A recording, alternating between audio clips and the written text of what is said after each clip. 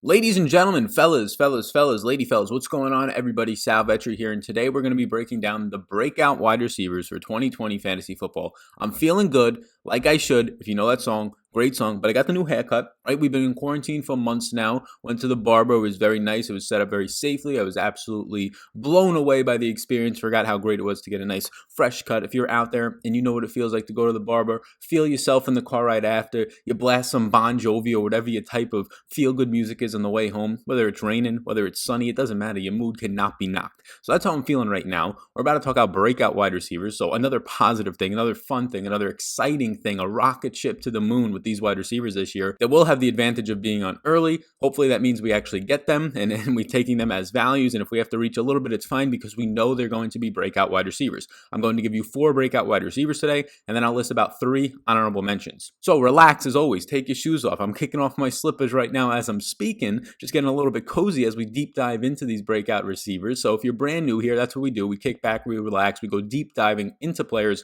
spending about 6 to 7 hours per video on this analysis, getting it all prepped for you to present it in a way that makes sense, is very clear, straightforward, and gets my point across. And if you've seen a previous video of mine, or if you're enjoying the content at some point during this video, please do take a second to hit that like button, smash the subscribe button as I come through your computer screen real quick, and hit the notification bell. Those things allow this channel to grow, which at the end of the day makes it realistic for me to be putting this much time and work and effort into something, so it actually means that I could do it sustainably. And what that pretty much just means is I can do this as my career and have been doing it, so thank you so much. I appreciate all the support there. And real quick, before we get into it, I'll just say the question of the day, as we always do, get into the comment section, interact. There's a Discord chat that's totally free. Pop up a little banner right now. You can hop into that. If you don't know what Discord is, it's just a place where people communicate, chat. You don't have to write anything if you don't want. You can just see the questions that people are getting answered by myself and others in the community, or you can answer. You can write in there. You just ask your own questions. You can just talk, make some mock drafts, whatever you want to do in there. It's just a community of like-minded people trying to build that. So that's down below. But the question of the day today: would you rather have Hollywood Brown, Marquise Brown, Ravens' #1 wide receiver, I guess we can call it if you're not counting tight ends,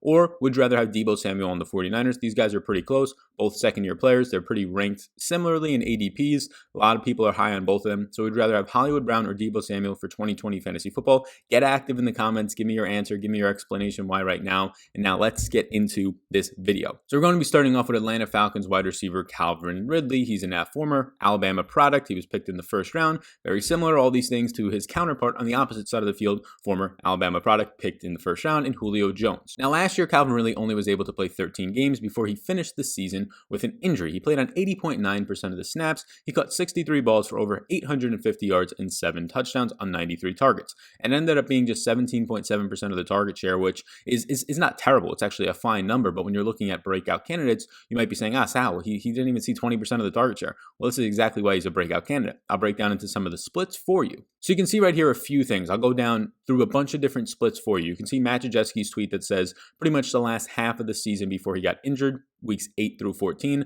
a lot of that and pretty much most of it all without Mohamed Sanu. You can see the split start to change. He sees 4% more in his target share. His air yards actually went up by 7%. If you're not familiar, that's just where the quarterback releases the ball, the line of scrimmage, to the point that the ball actually drops. Completed air yards are just how much there is released compared to when the ball is actually caught. Targets per game went up by about 0.7, so that's a decent amount, around 1 more per game. And then receiving yards was the huge one. His receiving yards end up going up by about 25.5 yards per game. That was the big one. Now it's the final half of the season, so you're starting to see these trends. But when does he really start to pop off? I have it broken down here. You can see on the screen now by the final 4 games. He had 27 receptions for 395 yards and 36 targets. This led all Atlanta receivers in his final 4 games. Not the final 4 games of the season, because he was hurt the final 3, the final 4 games of his season. And yes, this means Julio Jones as well. He led all Atlanta receivers, and we could say Julio Jones, by 10 receptions, 173 yards, and 10 more targets. He averaged a 22% target share over his final 4 games compared to his seasonal target share of 17%.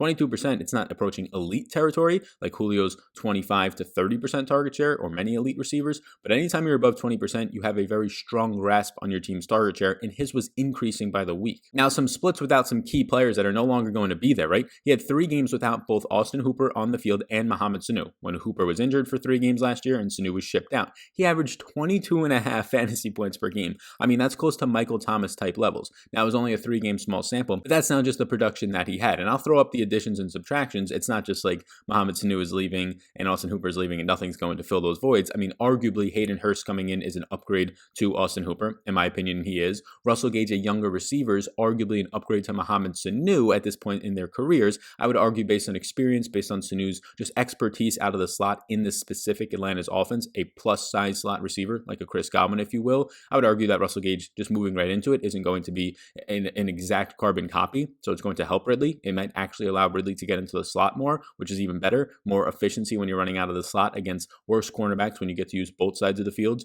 If you're a good receiver and you're in the slot, you can very much pick apart a defense. So some other things from Ridley's year last year, he had 15 fantasy points per game, which ranked 18th. But again, there were splits where he was averaging 17.8 fantasy points per game without Sanu for the second half of the season, so that was a bump up. That would actually put him right around a top 10 wide receiver. There was that split with the 3 games that he averaged 22.5 fantasy points without Hooper and Sanu. That would have put him as like the number 2 receiver in fantasy. Obviously, very small sample, but he was 17th in fantasy points per target. Atlanta actually passed the most per game. They might not duplicate that. It's hard to ever duplicate any type of statistic, but if you are going to be looking at Atlanta, they always pretty much profile out as a top 10 passing offense and borderline top 5 passing offense when it comes to volume and just overall production. He was 5th in target quality. He saw 66.6 yards per game, and he only played out of the slot on 11.7% of his snaps. I'm not expecting him to just become a slot wide receiver out there, but they did sign Laquan Treadwell, and anytime Laquan Treadwell's on the field, there is a good chance that if they're in 3 wide receiver sets, 11 personnel, that it's Treadwell on the outside, it's Hayden Hurst on the field, it's going to be a running back in the backfield, likely Todd Gurley, Julio Jones on the opposite outside, and that leaves the slot open for Calvin Ridley over Russell Gage. Now, if Laquan Treadwell for some reason just doesn't get a lot of playing time, and maybe they just don't like him as much, well, then you're going to have probably what they run out there the most, in my opinion, at least what I'm expecting,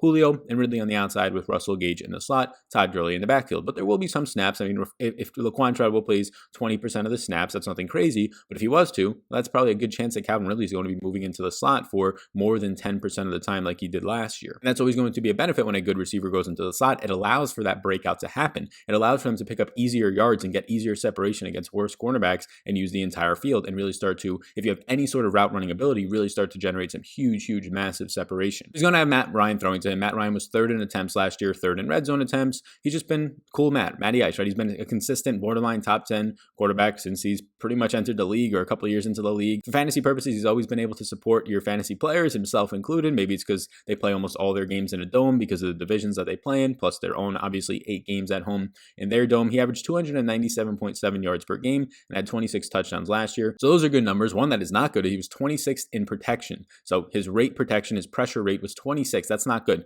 They drafted 2 first-round picks last year. One of them was an absolute bust that they probably reached on towards the end of the first round. And then the second one ended up getting hurt and missed, I believe. Lindstrom missed like the first 12 or 13 games. When he came back, he looked decent. So we'll see with those first-round picks moving into their second year if they can take steps forward. But just in general, when you're missing one of your first-round picks for pretty much the entire season, you pick up some pieces in the draft/free agency. This offensive line should be much better than a borderline bottom 5 unit that it was last year. So I'll put up the rest of the additions and subtractions in the offseason. Like I said, they got Laquan and Treadwell. None of these things are going to dramatically impact Calvin Ridley. If anything, getting Laquan Treadwell, in my opinion, helps him. Yes, Laquan Treadwell is pretty much a burner, former Minnesota Viking on the outside. I think that actually whenever he's on the field, if they're running 3 wide receiver sets and not 2 wide receiver sets, which they don't really have any tight end depth, so I assume they're going to run a lot of 11 personnel, 3 wide receiver sets. Anytime Treadwell's on the field, I imagine they're going to be putting Ridley into the slot. So if anything, the acquisition of Laquan Treadwell being a primary outside receiver, I believe actually helps Calvin Ridley. They get Hayden Hurst and Todd Gurley, which I think are both upgrades to the people that they lost in Devonta Freeman and Austin Hooper. They get Kerry Lee, who I guess would be the tight end depth there, but Kerry Lee, not as much of a pass catcher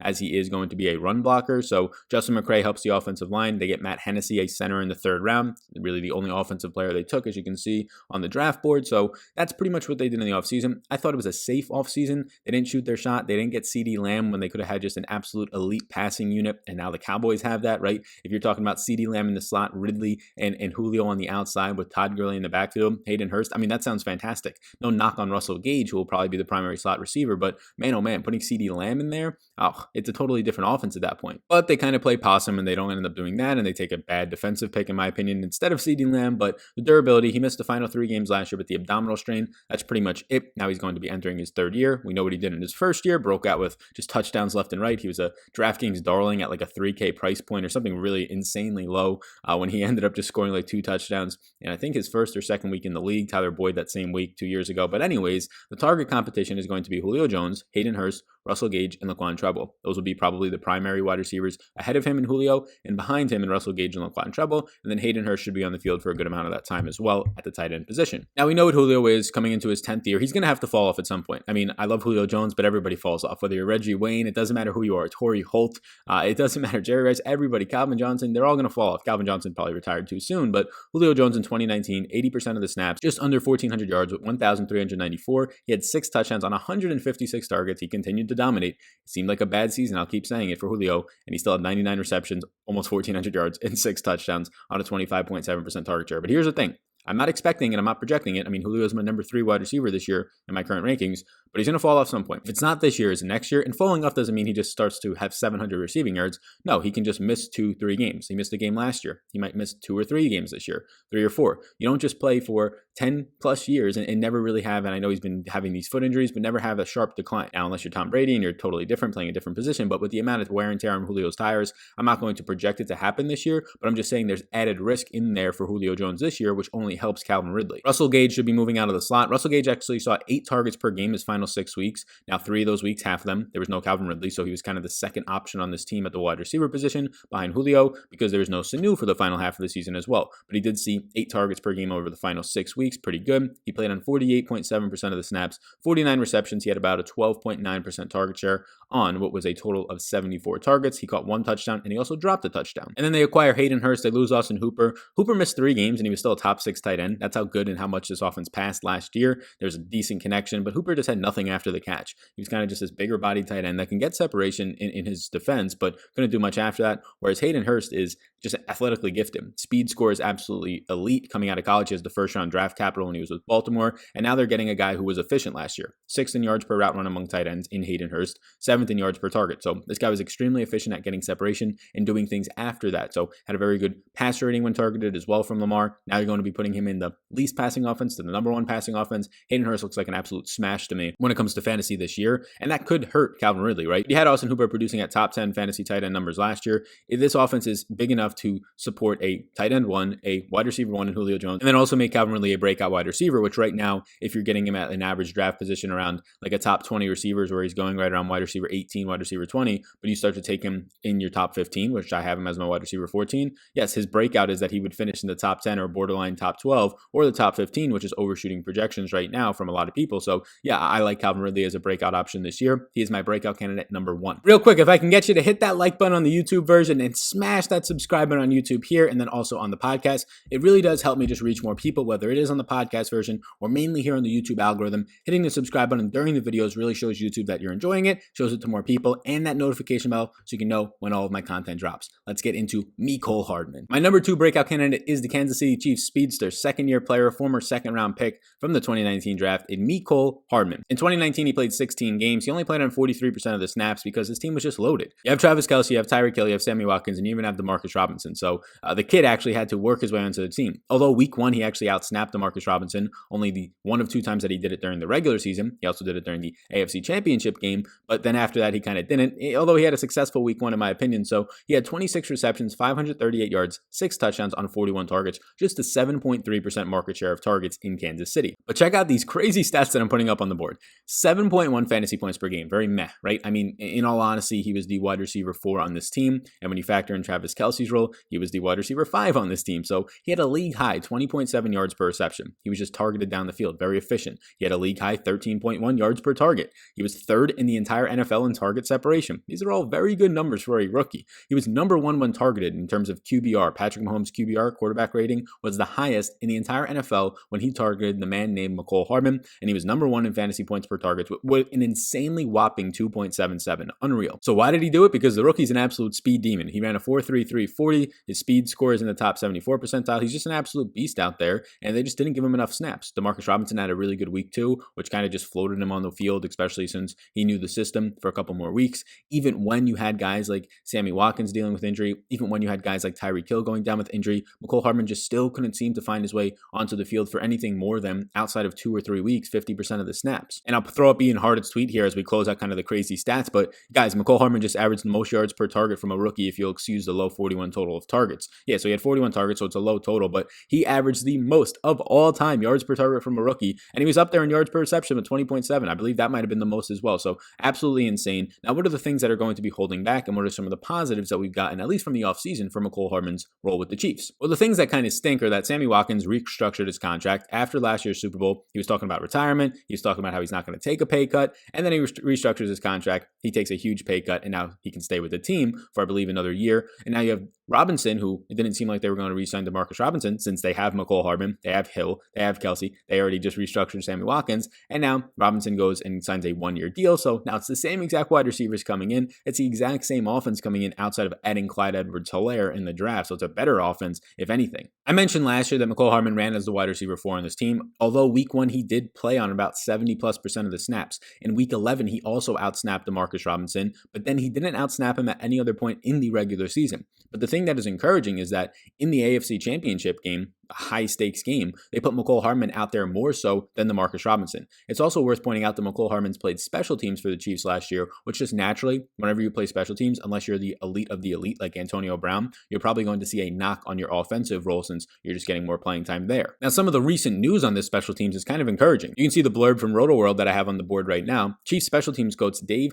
Taub said that he's not sure about Mecole Hardman continuing his role as the team's primary returner. And then if you read into that a little bit more, it's saying that pretty much if you read between the lines, there's a chance and there's probably the possibility and likelihood that Mecole Hardman's snap count and overall role in the Chiefs' offensive side of the ball, not special teams, is going to increase. And when that happens, it means you're more of a priority, and it means that if you're on the special teams unit, that just adds more risk, and that they don't need you there, and they don't need to put you at risk on special teams if they're increasing your role on offense. So that's good. Now, what do the Chiefs do in the offseason overall? Will any of it impact Mecole Hardman? Well, I mean, to be completely honest with you, in free agency, they didn't have to do anything. They added Ricky Seals-Jones, a tight end, which we know that that's not really going to do anything. They lost Blake Bell, so they're just adding a depth piece behind Travis Kelce. They had Diontae Washington, which at one point said, maybe this is going to be something, but based on their draft pick of Clyde Edwards-Helaire, not going to be anything. Really not much. Like, they lose Cam Irving in free agency, they add Mike Remmers, and then they end up getting Lucas Niang in the draft. So just some reshuffling of the offensive line, but other than that, it's just a bunch of backup pieces outside of the NFL draft, where they got the Lucas Niang draft pick to tackle, and then the big one, Clyde Edwards-Helaire, the only running back taken in the first round. So in my opinion, none of this actually impacts Mecole Hardman. The only things in free agency that would were just re-signing current players, restructuring Sammy Watkins' contract,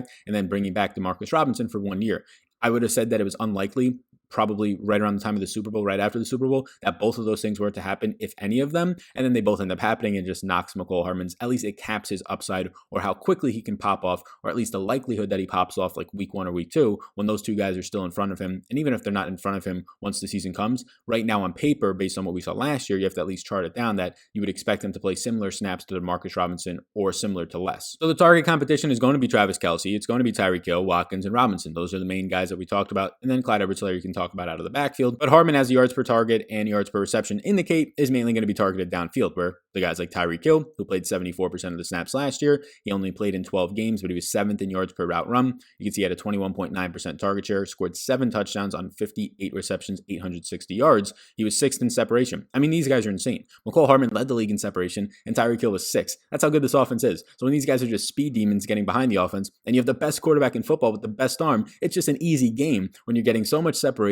with so much talent at both wide receiver and quarterback, and that's why you win a Super Bowl, and you're probably going to win more. Then he was 5th in fantasy points per route, while you had Mecole Hardman being number 1. So 2 top 5 receivers in that regard. Kelce, 94% of the snaps. Kelce was the tight end one last year, and it didn't even seem like he was having a great year. He was just week in and week out consistent. 97 receptions, over 1,200 yards, 6 touchdowns. Absolutely insane on 136 targets. Pretty much led tight ends in every single one of those departments. Just an elite beast as the tight end one last year. And for some reason, it just seemed like he was just having an average season, which is insane. Sammy Watkins last year had the big week 1 and did nothing after that. He finished with 19.7% of the target share. Pretty much started the season big, and then he finished the season big, burning Richard Sherman in the Super Bowl to get a huge reception. So closed the book in between. Not much really happened for him. 52 receptions. He had 673 yards and 3 touchdowns. Marcus Robinson averaged 6.7 fantasy points per game. Even though in week 2 he went for 6 catches, 172 yards, and 2 touchdowns. He went absolutely off for like 40 plus fantasy points, but that was his only game over 56 receiving yards, and that kind of let him stay in that wide receiver 3 role when you factor in just he had a huge week. It put him ahead of Mecole Hardman on the depth chart a little bit. Although he was already there, it just kind of sustained it. And then you have Sammy Watkins dealing with injury, Tyreek Hill going down for a few weeks, and he just kind of kept this role and for the entire year. So I'll be very suspect to see if he does continue to keep that role with now Mecole Hardman entering his second year with Demarcus Robinson Johnson not really doing much after just week 2 of last season. He had 32 receptions on 55 targets. He played on 70.5% of the snaps. He got 3 touchdowns, 673 yards.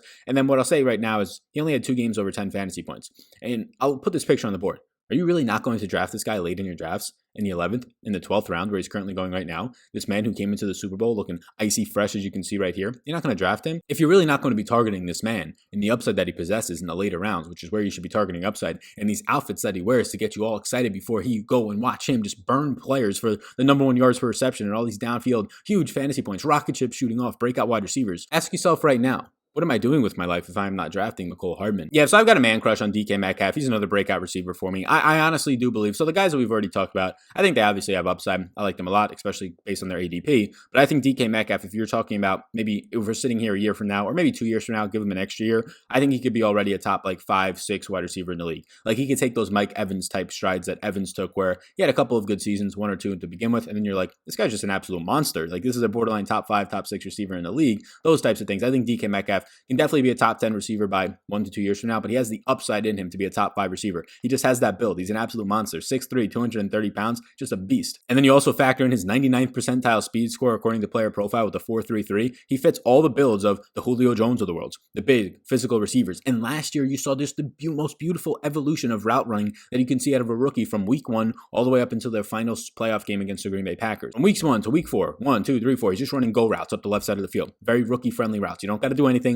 You're big, you're physical, you're fast. Just get open based on separation and speed alone. After that, he starts getting creative with his routes towards the middle to end of the year. And in the playoffs, he was running the entire route tree, it seemed, crossing the field, playing on both sides of the field, playing out of the slot. It just looked so beautiful. And that's what happens. As quickly as you can develop your route running and your route tree, and you pair that up with just your physical specimen of speed, size, and weight and physicality, he's going to be an absolute stud this year. There's no questions asked about it. Last season, he played on 87% of the snaps. As a rookie, he had 58 receptions on 100 targets. It was a 20.3% target share. He got 7 touchdowns and 900 yards. That's very good for a rookie. He was number 1 in the entire NFL in end zone targets with 18, and he was only second behind DJ Moore with 18.6 end zone target percentages. DJ Moore, a whopping 26.5, another breakout candidate, already kind of broke out last year though. But yeah, I do think that DK Metcalf was an absolute stud last year. Again, he started to really come on in the playoffs because his route tree just opened up. He out-targeted Tyler Lockett towards the second half of the season, starting in week 9 all the way up into the playoffs, out-targeted him by a decent amount. And you really saw the spike of that at the last game of the season in week 17, where he saw a 30% target share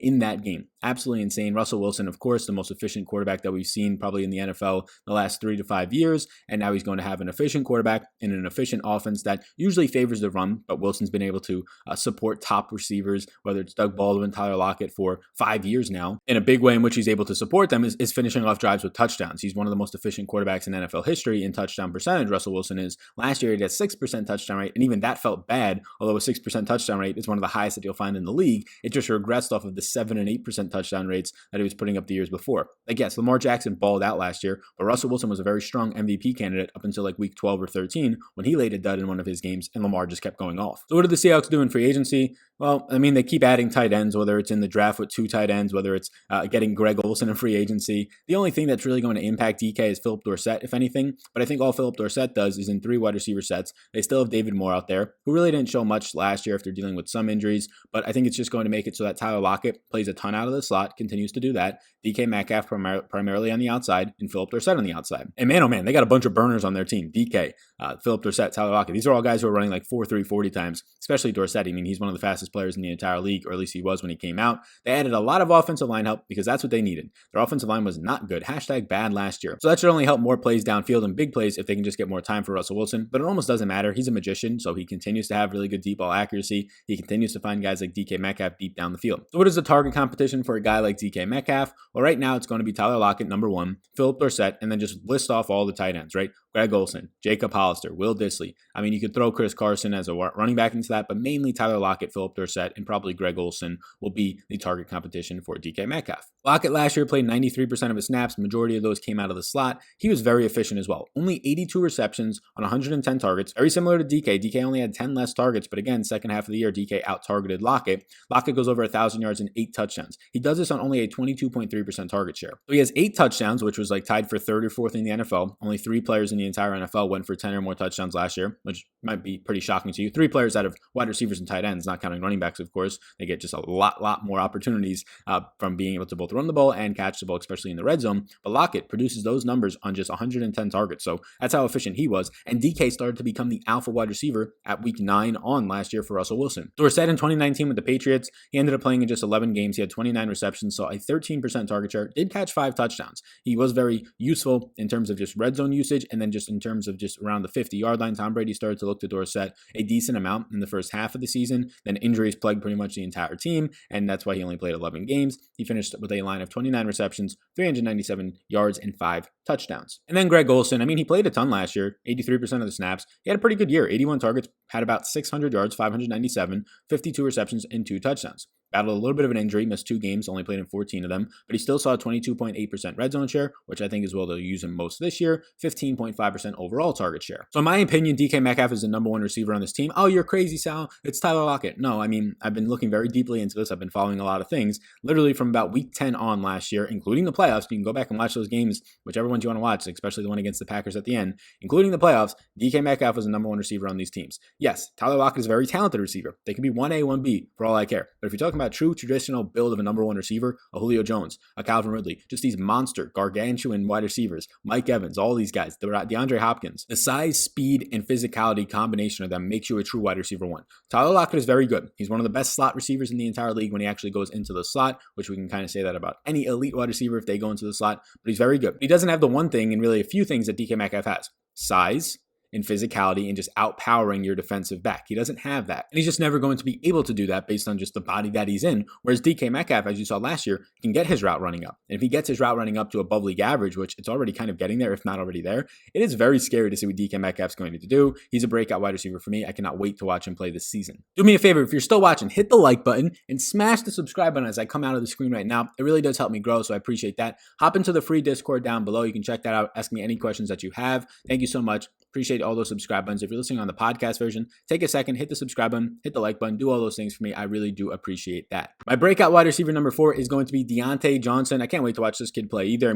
There's a lot of upside. Now he's getting so hyped up to the point that I'm worried that by the time the drafts come that he's going to be too overhyped and now Juju starts to become a value. But as of right now, as I record this at the end of May, Diontae Johnson is a very good value for you. You can check where it changes, but I think for the most part, he'll be a top wide receiver value as the season goes on. Not a lot of people, not a lot of casuals are privy, the fish are privy to the fact of what Diontae Johnson was doing as the number 1 receiver in this offense last year. Yes, ahead of Juju Smith-Schuster. Obviously, Juju was hurt for some games, but Diontae also didn't start the season as a starting wide receiver until week 3 or 4 when Dante Moncrief lost his starting job. So Diontae Johnson last year, he does officially technically play 16 games, but it was really 12 games as a starter. 67% of the snaps, son, 18.9% target share, which led the team. Obviously, you can throw a lot of all this out for the whole entire Steelers offense because for 90% of the year or more, they were playing without Big Ben and playing with Mason Rudolph and Duck Hodges. And the most exciting thing that happened for those was Mason Rudolph getting assaulted on the field by Myles Garrett. So not that great when that's your highlight of your season, or at least the thing that sticks with you the most when you think about Mason Rudolph. But he saw 92 targets. He had 680 yards and 5 touchdowns. He also had a special teams touchdown. While he was at Toledo in 2018, the guy was really good. 653 special teams yards and 2 touchdowns. If you excel in special teams in college, I'm thinking Joe Reed, a guy who got drafted by the Chargers in the 5th round this year as a sleeper. Like those types of players, if you excel and you get a chance in the NFL, it usually means that you're already ahead of the curve. It usually means that you have another skill set that sets you apart. One, to get on rosters in the field a little bit more in the NFL and actually make the roster, because you could play special teams and play the wide receiver position, or at least give something there a little bit more than the wide receiver. You have just more skills, you're more versatile, but also it just correlates. The more that we see players coming out of the draft, if they have a good special teams background, it correlates with their success that they'll have in the NFL. Diontae Johnson was tied with Mecole Hardman, another guy we've talked about, in separation, target separation, so that's fantastic. And he was number 2 at breaking tackles, which might be because of the special teams background. So he did that all as a rookie, just an absolute beast last year. You can see now Scott Barrett's tweet of just how he kind of started to outwork Juju Smith-Schuster. Juju dealt with some injuries, but pretty much from week 3 to week 10 when Scott tweeted this last year, you saw just a better overall quarterback rating when targeted. As you can see down towards the bottom of the screen, wide receiver rating 130.8 compared to Juju's just 87.7. So he was much more efficient than Juju, and that could pretty much be seen by the higher overall yards per route run number, 1.69 compared to Juju's 1.55 at the bottom of the screen. He faced the 3rd toughest cornerbacks in terms of just top 20 cornerbacks faced during that time as well, and he was still able to outproduce his teammate Juju Smith-Schuster. It's just showing that this guy has a ton of talent. It doesn't matter. It doesn't matter that he was a rookie. He has a ton of talent, and he's about to break the hell out when Big Ben Roethlisberger comes comes to town. Now, what did they do in the offseason? Well, they added Chase Claypool in the draft. The second-round pick for them was their first pick for offense on that side of the ball and overall in the draft. So that's not really, in my opinion, going to hurt as much as it hurts James Washington, as much as it hurts some of the other depth wide receivers. In free agency, they had Eric Ebron in the middle of the field, just going to be playing with Vance McDonald. Maybe they go more 12 personnel, 2 tight end sets. Not sure I really buy into that. And then they lost some offensive line, Nick Vannett, a blocking tight end, nothing really in general, and major losses in terms of subtractions. Now, their offensive line last year took a hit in terms of the run blocking, but their pass blocking unit, again, was one of the better ones in the entire NFL, and they're going to need that to help Big Ben find his guys like Juju, Diontae Johnson, Chase Claypool, all these players down the field. So what is the target competition for Diontae Johnson? Well, it's Juju Smith-Schuster, the man who in his rookie season finished as a top 5 wide receiver, who finished right there with his other teammate in Antonio Brown at the time, and also had 1,400 yards as a rookie, just an absolute beast. He has James Washington, Chase Claypool, the other wide receivers, and then the tight ends and Eric Ebron, Vance McDonald. You could throw James Conner into that as a pass-catching running back if you'd like. I'm not going to for the matters of this video. So Juju last year played 80% of the snaps, missed a few games, saw an 18.3% target share, only had 3 touchdowns on 72 targets. But again, in 2018, he balled out as 1,400 yards with Big Ben. And remember, that offense were only 1 year, 1 full season removed from the last healthy season for Big Ben. He led the league in passing for 5,000 yards, led the league in attempts. When you factor in his 3 rushing touchdowns, was number 2 in overall touchdowns. Like, this was an offense that was clicking. So it's so odd to me that now, for the majority of the people, and the sentiment that I'm getting is Big Ben missed all of last year. He's too old now. I don't buy into that, right? You have 40-year-old quarterbacks thriving in the league right now with Tom Brady, with Drew Brees, with borderline Phillip Rivers at this point. Why can't Big Ben, who just took a season off, who still has a very good offensive line and a lot of great weapons out there, succeed this season? Why is it automatically that we think, or at least one person or 2 people think, so now it's automatically groupthink, that Big Ben's just not going to be good this year? And now everybody's lower on Juju, and nobody's touching Diontae Johnson, and James Conner is going to be automatically a bust this season. But what happens if Big Ben is half of what he was that season? Well, now he's a league average quarterback, and that surely will sustain their production. Or what happens if Big Ben is just the same player with maybe a little bit of a knock for the 2 years of aging, year and a half of aging, and he's 90% of Big Ben? Well, now you're looking at guys who are wildly underpriced in Juju and Diontae, and mainly Diontae Johnson, going in the double-digit rounds right now. Last year, James Washington, some more target competition, had 79 targets, 16.9% of the target share, 735 yards and 3 touchdowns. I think he'll mainly be cut into by Chase Claypool, the new rookie, who I'll throw up his college profile, but you can see last year had over 1,000 yards and 13 touchdowns on a whopping 28.6% of the target share for Notre Dame. He's profiled out just based on his size and height, and you can see all of this as a tight end, but they said that they want to use him as an outside receiver. And now he technically came into the draft as a wide receiver, but a lot of analysts were pretty much touting him up to say he could probably play tight end, and that would be a better fit for him in the NFL. And then they get Eric Ebron, who regressed off of the big 14 touchdown season when he was with Andrew Luck. He struggled with the team last year, worst quarterback play, quit on the team with a couple games left. So those are 4 breakout wide receivers for you. The honorable mentions that I'll just quickly say: N'Keal Harry, second year, former first round pick with the New England Patriots. People are just so low on them. I get it. I understand why you're low on them. But if Jarrett Stidham is just not going to be the worst quarterback in the league, like everybody thinks so, N'Keal Harry, then the former first round pick, number 1 outside receiver on the Patriots, is going to benefit. And then Hollywood Brown, the number 1 receiver on his team. And then you have Anthony Miller, the number 2 receiver on his team, who started to break out down the stretch last season if he could just stay healthy. So those are 3 honorable mentions. Those are 4 deep dives on some breakout wide receivers. Please do hit the subscribe button before you go, whether you're listening on the podcast version or the YouTube version. If you're listening on YouTube, the big old subscribe button just popped up. Hit that like button, smash the notification bell, and let me know your answer to the question of the day right now down below. Would you rather have Hollywood Brown, the guy that I just quickly name dropped as an honorable mention in this video, or would you rather have Deebo Samuel for the 2020 fantasy football season? Let me know down below. I appreciate you tuning into this video. Also, let me know any feedback that you have for my content. If you enjoy it, whatever it might be, you can let me know all of that down below. My name's Sal. Thanks for tuning in, and I will see you all in the next one.